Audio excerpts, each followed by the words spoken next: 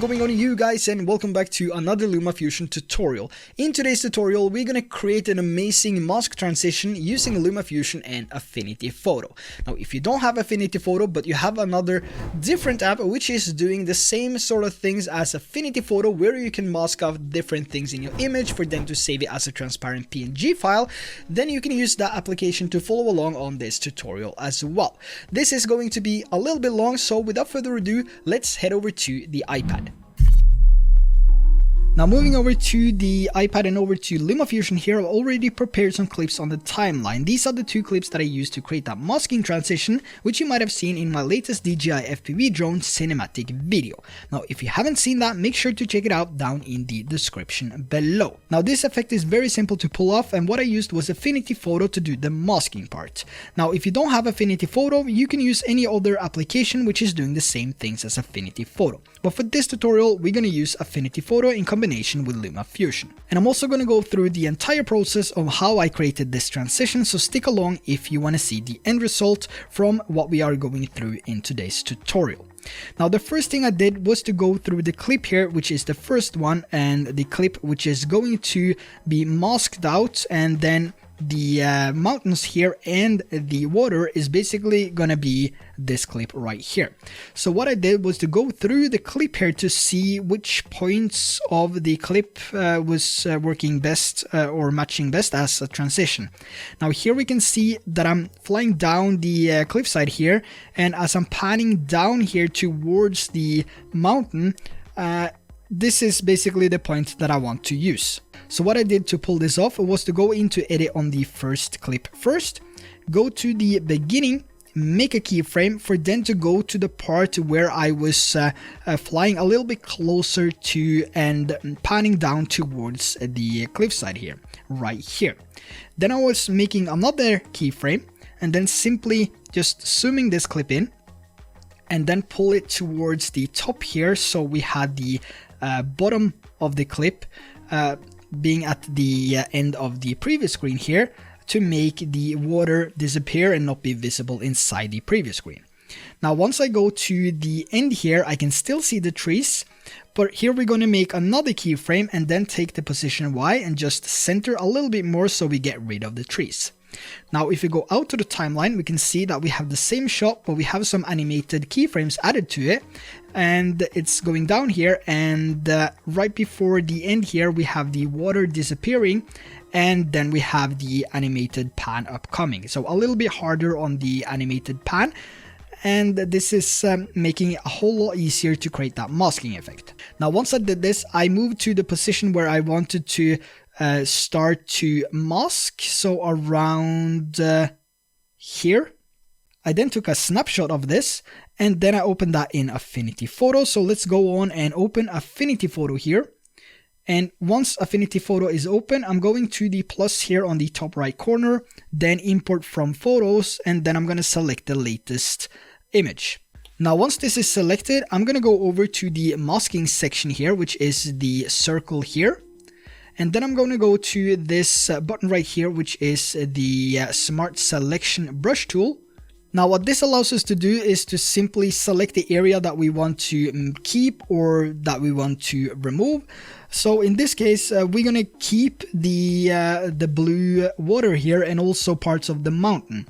And I'm going to show you why in just a few seconds. So what I found to be the best is to simply disable the snap to edges here and pull the width down a little bit, and then just go through the different trees here and the cliff and just mask out as good as possible. The more time you spend on the masking part here, the better the effect will look. Now, this is going to take some time, I reckon around 10-15 minutes, probably closer to 10 minutes. So I'm just going to speed this up a little bit, and then we're going to go back to the video once this is done.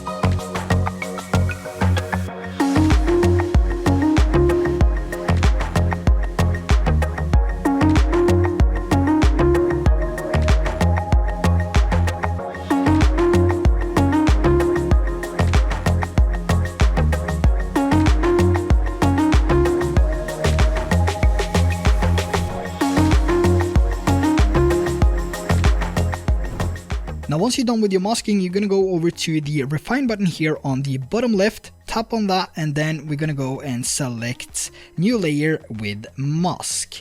Now once this is selected, we're going to tap on apply. We can also now adjust if we need to do that, but there's nothing that we need to adjust here, so we're simply going to tap on apply. Now once we tapped on apply, you can see that we have the water and the reflection of the mountain here in the background.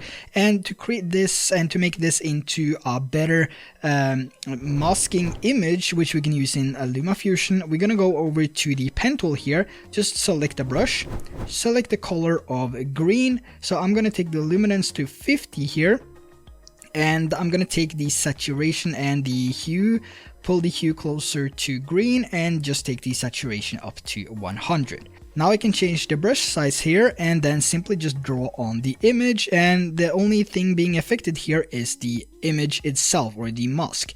Now once this is done, you're going to go over to the export button here, tap on export and just share and save image. This will save it to our Photos app, and we can now go back to LumaFusion. Once we're back at LumaFusion here, we're going to go over to Photos and then over to All Photos and Videos, and we're going to import the image that we have taken. Once we imported the image here, we're going to find the exact position where this is matching up with the current clip underneath there. So that is around, let's see, skip a few frames here. That's around here. Now here we can just make a cut here, or we can drag the left side to that point. And we can also trim it here at the end, just cut it right there, and we can see that this is now our starting point. So what I did for this was to go into edit and then make a keyframe here at the beginning. We're gonna extend this clip backwards, so it's starting around here right before we see the water, so around here, so we can actually do that now. And I'm gonna go into edit on this again. So the first thing we're gonna do is to go to the keyframe that we created on the part where everything is matching, and then just go one forward in time here. And now we can start to adjust the position of the mask. We can also scale it to be a little bit bigger, so it's a little bit easier to match it. And since this is going forward towards the trees, it will automatically be scaled up here and be a little bit bigger. And we also have to follow the tree line to get this to look as good as possible. So with our second keyframe now, we're going to go forward one frame, and then we're just going to adjust the position one more time. Maybe we can place it a little bit more to the right here, and sometimes we might want to increase the size or decrease the size depending on the clip that you are working with. So for this, I'm just going to extend it a tiny bit here, maybe a little bit too much, and we're going to try to match everything as good as possible. Now you can see some rough edges here on the left hand side here with the water being visible around the tree here. We don't have to worry about this too much, because we're gonna go in and we're gonna feather out this once we are done with the pre-render of it, and then we're gonna make it look a lot cleaner, and we're basically gonna mask and feather out around the edges here, so the end result will look quite good.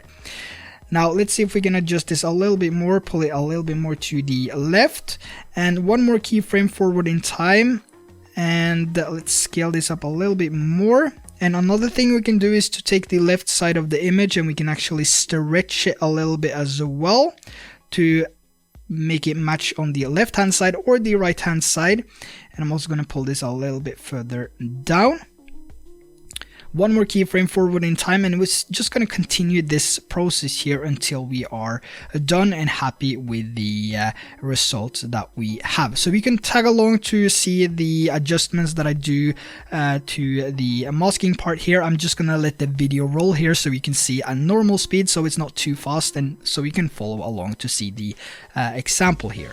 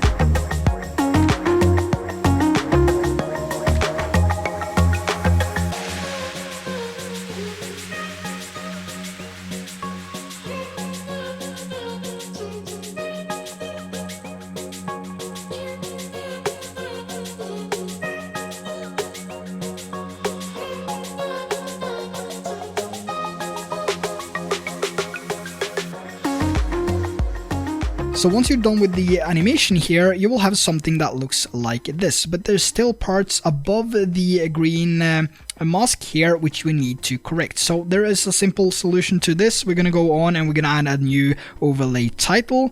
Then we're gonna just make sure that these are matching in length. Go into edit and delete the text which you have here and add a new shape. Just increase the size to make it cover the entire previous screen, and also you can just pull it up a little bit and go towards the end here to make the green color visible. Just tap on the pen tool or the color selection here and drag that to the green and you will have a matching color.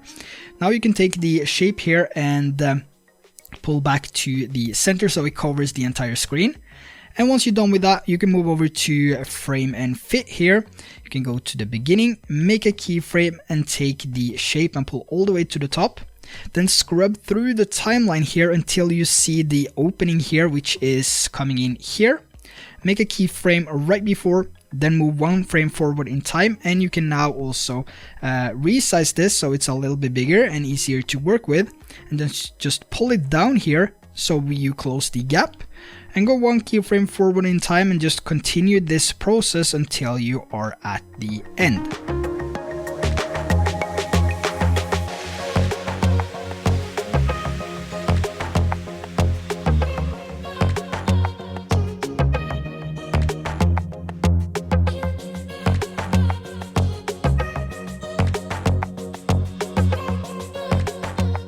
Now once you're done with that, you will have something that looks like this. So the next step that we need to do before we can use the chroma key to remove the green mask we created here is to simply delete the clip underneath, and we can also delete this blank. And we're going to take all of the clips now and just pull down to track 1 just to be sure, and we can now do our render of this video here. And once the render is complete, we can take this over to our current project which we are working on, or what I'm going to do now is to simply just pull this back so we get the clip back here like that. And what I can do now is to delete these clips here because we don't need them anymore since we already created the effect. And I'm going to take the newly rendered video here and place on top on track number 2. And as we scrub through here, you can see that we have the green shapes or the masking coming in right here. And now it's time to get rid of that. So what I'm going to do is to just go to the point right here, just one frame backwards, make a cut. And I'm also going to make this a match here. And now I'm going to go into edit on the clip on the top here, which has the green shapes or mask added to it. Now once this is done, I'm going to go over to color and effects and over to the keyhole, and I'm going to choose a green screen key. Once this is selected, you can now see immediately that the other image is coming on back here, and the masking is looking quite decent actually.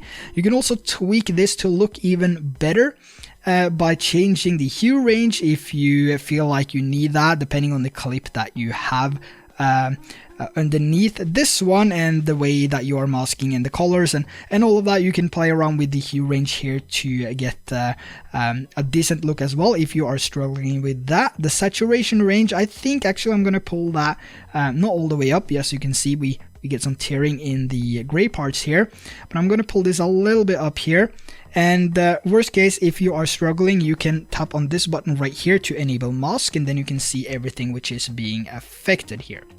Now I'm gonna leave that off, and I'm gonna erosion distance is basically cropping in the parts here. So here is where we get rid of some of those blue, some of that blue water which is still in the image, which we didn't get to remove properly. Another way is to keep this on 0 to get the best possible look, so we don't get these weird edges to the trees. And you can add some edge blur radius here to kind of blur everything out, and that is looking a whole lot better. Now I think we need to add a little bit of erosion distance here as well, so we're going to go with 4.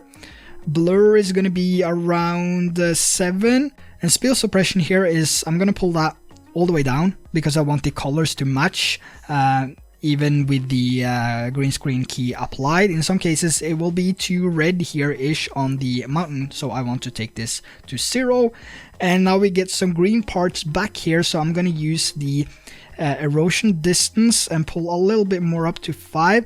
And brightness range I'm going to take up as well to get rid of some of that to something like that. And the blur a little bit down, and I think we have something which is looking quite decent.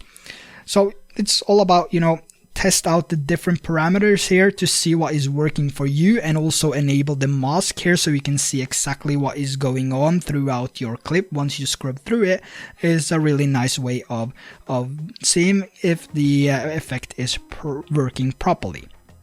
Now let's go back to the timeline here, and let's just scrub through and see what it looks like. So we have the mask coming in here, and when this is going very fast, and when you have some sort of a speed ramp to this right here before maybe, or even after right here, you're not going to notice that this is made in a fairly easy way by just using Affinity Photo, because it's blending together and it's going to look really professional. So let's just do a playback from here and see how the effect looks.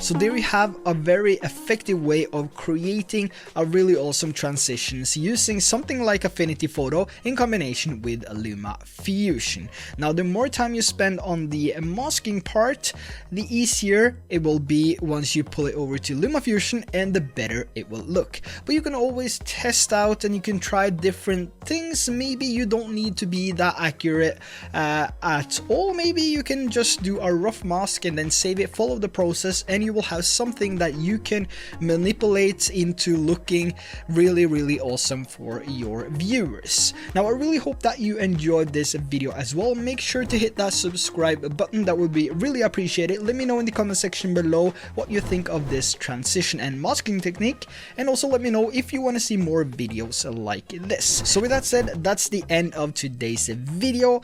I really hope that you enjoyed it, and I will see you guys in the next video.